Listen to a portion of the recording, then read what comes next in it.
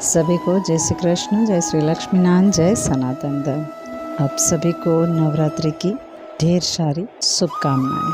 अब माता रानी आप सभी पर अपनी कृपा बरसाए, ऐसी माता रानी से प्रार्थना। आज से हम नवरात्रि की एक सीरीज शुरू करने वाले हैं, जिसमें हम सभी विषयों को समझने का प्रयास करेंगे, उसके आध्यात्मिक और वैज्ञानिक तथ्यों को जानने का प्रयास करेंगे। हमारे वैदिक सनातन संस्कृति में साल में 4 नवरात्रियाँ आती है, जो आसोम माह, चैत्र और आषाढ़ मास के शुक्ल पक्ष से प्रतिपदा से नवमी तिथि तक की रात्रि को नवरात्रि कहते हैं।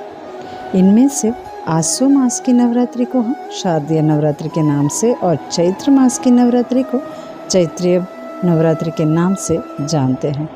तो आज हम शारदीय नवरात्रि के महत्व को समझेंगे, जिसे हम बड़ी नवरात्रि भी कह सकते हैं। इन दिनों हम माता रानी की पूजा अर्चना करते हैं, गरबे की स्थापना करते हैं और रात को गरबा खेलते हैं। यह परंपरा हम सालों से करते आ रहे हैं, लेकिन आज इसका स्वरूप बदल गया है। आज हम नवरात्रि को सिर्फ एक मनोरंजन के रूप में करते हैं, क्योंकि कहीं ना कहीं शायद हम इनके पीछे का विज्ञान को नहीं जानते हैं कि गरबे की स्थापना क्यों करते हैं, क्यों जवारा उगाते हैं, क्यों गरबे को मध्य में रखकर गरबा खेला जाता है, क्यों 9 दिन उपवास रखा जाता है, क्यों हम हर रोज़ देवी के 9 स्वरूप की पूजा करते हैं, क्यों 9 दिन अलग अलग रंग के वस्त्र पहनते हैं, क्यों नवरात्रि को नवरात्रि ही कहा जाता है, 9 दिन क्यों नहीं। ऐसे बहुत से प्रश्न नवरात्रि को लेकर हमारे मन में उठते हैं, और आने वाली सीरीज़ में हम सभी प्रश्नों के एक एक करके उत्तर को जानने का प्रयास करेंगे। तो आज इन सभी प्रश्नों के उत्तर को हम जानेंगे और उनके पीछे के विज्ञान को समझेंगे। जैसे कि हमारा हिंदू नववर्ष चैत्र की प्रतिपदा से शुरू होता है, जिसका एक भाग शारदीय नवरात्रि तक का होता है।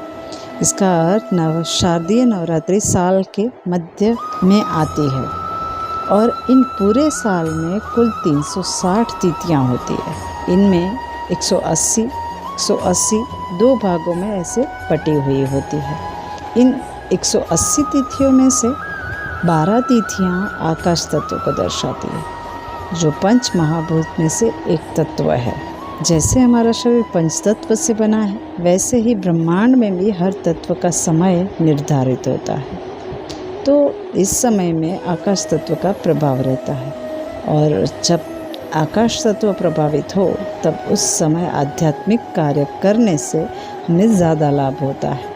और जैसे ही हमारे शरीर में 3 प्रमुख नाड़ियाँ, जो ईड़ा, पिंगला और सुषुम्ना नाड़ियाँ आई हुई है, इन तीनों नाड़ियों में से सुषुम्ना नाड़ी जब प्रभावित हो तब हमें आध्यात्मिक कार्य या सिर्फ ध्यान करना चाहिए। और क्योंकि सुषुम्ना नाड़ी आकाश तत्व को दर्शाती है, इसीलिए हमें आध्यात्मिक कार्य में सफलता मिलती है। इसीलिए इन दिनों नवरात्रि का महत्व अधिक होता है। इसीलिए हम इन दिनों में देवी की पूजा, यज्ञ, हवन, ध्यान, साधना करते हैं, जिससे हमारी आध्यात्मिक सफ़र में वृद्धि होती रहे। इसीलिए हमारे 4 पुरुषार्थ धर्म, अर्थ, काम, मोक्ष में से मोक्ष के लिए नवरात्रि का विशेष महत्व है। और वास्तव में हमारा जन्म इसी के लिए तो हुआ है, लेकिन आधुनिक समय के चलते हम यह सब भूल गए। वास्तव में हम हमारे जीवन को सरल बनाने के लिए ही आए हैं, परंतु क्या हम वास्तव में इसे सरल बना रहे हैं? हमारे शास्त्रों में जितने भी नियम बताए गए हैं, वह सारे हमारे जीवन को सरल बनाने के लिए ही दिए गए हैं। लेकिन या तो शास्त्रों को पढ़ नहीं रहे हैं, या पढ़ रहे हैं तो जीवन में उतार नहीं पा रहे हैं। इसीलिए नवरात्रि करने का विधान दिया है। यह हुआ नवरात्रि का महत्व। अब आगे की सीरीज़ में हम माता के 9 स्वरूपों की पूजा क्यों करते हैं, ये जानेंगे। धन्यवाद। अस्तु।